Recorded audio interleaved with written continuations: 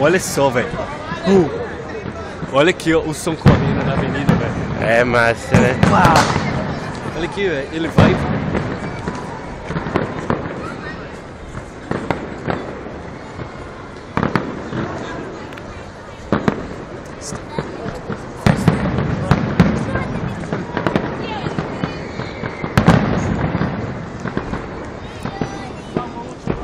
É massa esse patriotismo deles, né, velho?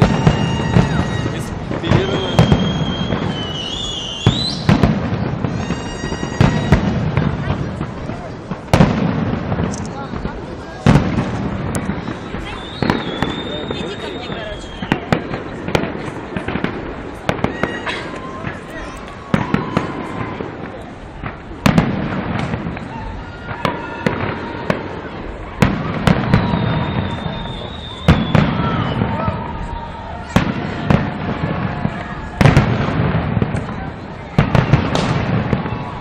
Você já imaginou como eram as bombas, velho?